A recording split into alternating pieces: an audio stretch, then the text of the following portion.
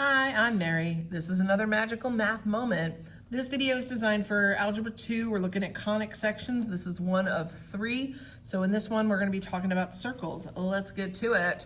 So our standard form here, we've got x minus h, the quantity squared, plus y minus k, the quantity squared, is r squared.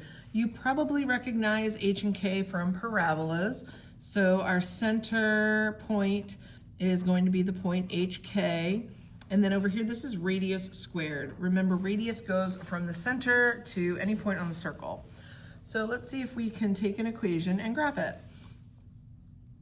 I'm going to start by finding my center, and that's going to be the point 3, -1.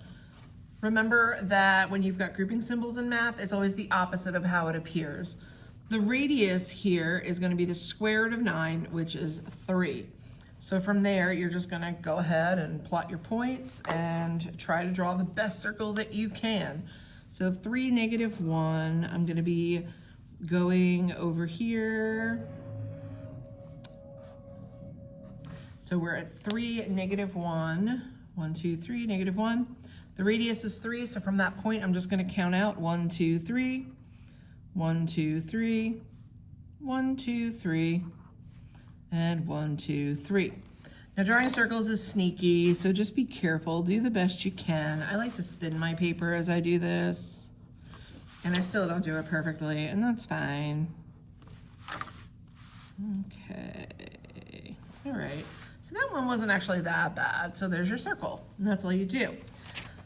Does it get worse? Yeah, I mean, it can. You might have to do a little bit of work before you jump into it. So if you have something that looks like this, x squared minus 6x plus y squared minus 2y equals 6. We're gonna have to do a little bit of work before we get into graphing this thing. So I wanna group my x terms together. So I've got x squared minus 6x. I'm gonna leave a space. Then I've got y squared minus 2y, and I'm gonna leave a space. And I'm gonna bring 6 to the other side. I'm getting this ready so that I can complete the square. To complete the square, you're going to be looking at the coefficient of your linear terms, dividing them by 2 and squaring it. Half of 6 is 3, 3 squared is 9. What I do to one side, I do to the other. Now don't get nervous about this being a negative and that being positive, because really -3 squared is +9. So these will always be positive.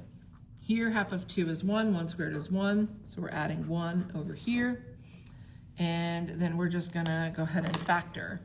So this will give us x minus 3 squared.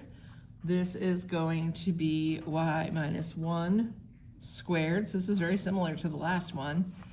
Then I've got 10 minus 6, which is 4. Okay, that's not too bad.